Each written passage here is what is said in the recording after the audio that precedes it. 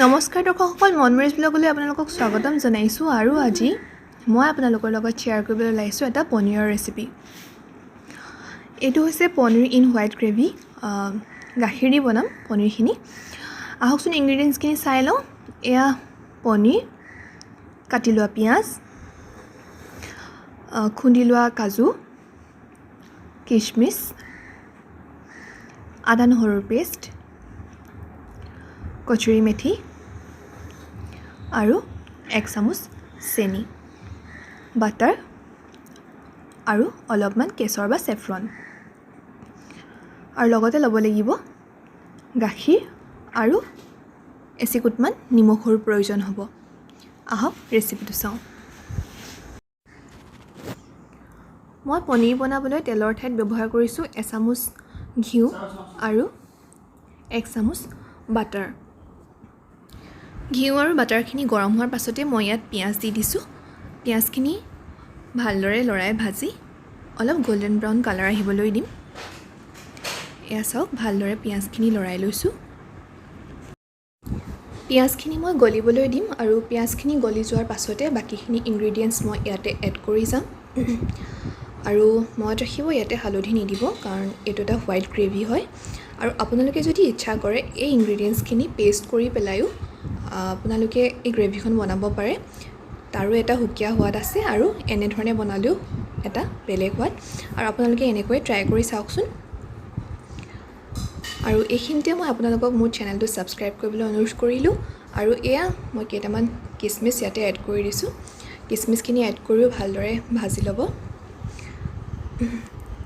আৰু চেনেলটো ইম্প্ৰুভমেণ্টৰ কাৰণে আপোনালোকৰ দিহা পৰামৰ্শও বিচাৰিছোঁ। আৰু যদি চাই ভাল লাগে, লাইক কৰিবলৈ নাপাহৰিব, লগতে শ্বেয়াৰো কৰি দিব। এয়া মই আদা নহৰু পেষ্টখিনি দি দিছোঁ। আদা নহৰু মই খুন্দনাত খুন্দিয়ে লওঁ, বেলেগকৈ আৰু মিক্সিত পেষ্ট নকৰোঁ।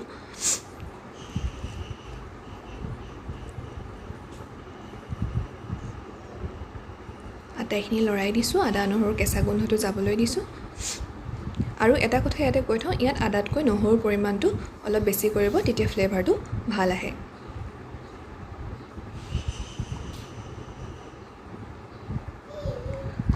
এতিয়া মই ইয়াতে পনীৰখিনি দি পেলাই পনীৰখিনি অকণমান লাইট ব্ৰাউনিছ কালাৰ হোৱালৈ ভাজি ল'ম। তেনেকৈ দেখিবলৈ ভাল লাগে, পাছত আপোনালোকে গম পাব দেখিলে।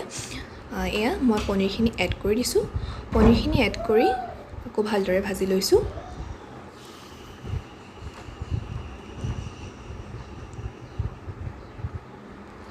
আৰু আপোনালোকে কেনেধৰণৰ ভিডিঅ' বিচাৰে কমেণ্ট বক্সত জনাবচোন।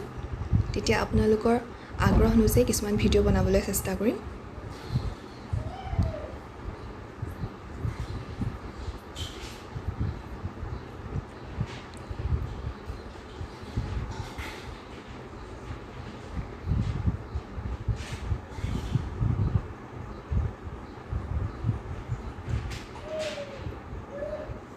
পনীৰখিনি ভাজি হোৱাৰ পাছতে আপোনালোকে ইয়াতে গাখীৰখিনি এড কৰিব। মই প্ৰায় 250 ml মানৰ গাখীৰ লৈছোঁ, এয়া দেখিছে। তাৰপাছতে গাখীৰখিনি ইয়াতে ঢালি দিব। আৰু ঢালি দিয়াৰ পাছত অকণমান লৰাই মেলি উতলিবলৈ দিব। আৰু উতল আহিলে বাকী ইনগ্ৰিডিয়েণ্টছবিলাক লাহে লাহে এড কৰি যাব। আপোনালোকে ভিডিঅ'টো দেখিব, ময়ো ইয়াতে এড কৰি যাম।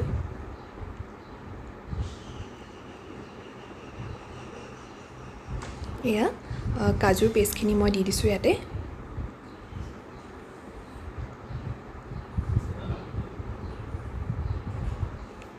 তাৰপাছতে এড কৰিলোঁ কচুৰি মেথিখিনি।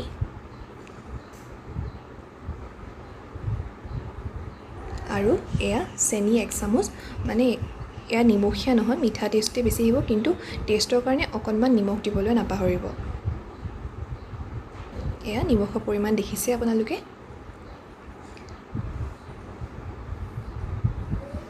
তাৰপাছতে মই এড কৰি যাম কেশৰখিনি। এয়া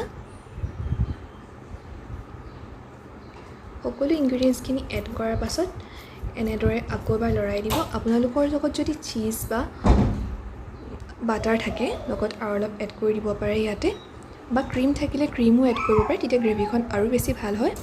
মোৰ ওচৰত আটাইবিলাক ইনগ্ৰিডিয়েণ্টছ এভেইলেবল নাছিল, মই সেইকাৰণে এনেকৈ বনালোঁ। এয়া চাওক, এনেদৰে উতলি আহিছে।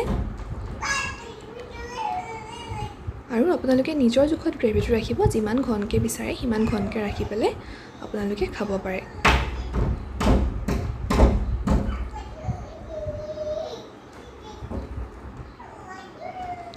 এয়া অলমষ্ট হৈয়ে গৈছে।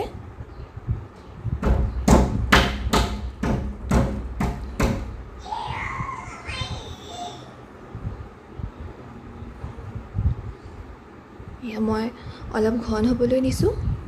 কালাৰটো আপোনালোকে দেখিছে, কেশৰৰ কালাৰটো অলপ মিলি গৈছে ইয়াতে। এয়া হৈ গৈছে আৰু মই বাঢ়ি পেলাই পৰিৱেশন কৰিলোঁ। মাজৰখিনি ক্লিপকেইটা মই কাটি দিছোঁ। এয়া আপোনালোকৰ হোৱাইট পনীৰ গ্ৰেভি ৰেডি। ভাত বা ৰুটিৰ লগত পৰিৱেশন কৰিব পাৰে। আৰু ভিডিঅ'টো ধৈৰ্য সহকাৰে চোৱাৰ বাবে আপোনালোকলৈ জনালোঁ আন্তৰিক ধন্যবাদ। আৰু এনেদৰে চাই থাকিব আৰু দিহা পৰামৰ্শ কামনা কৰিলোঁ। আপোনালোকলৈ লৈ আহিম নতুন নতুন ৰেচিপিজ আৰু অন্যান্য ৰিভিউজ, প্ৰডাক্ট ৰিভিউজ আৰু আনবক্সিং ভিডিঅ'সমূহ। Thank you all, thank you again.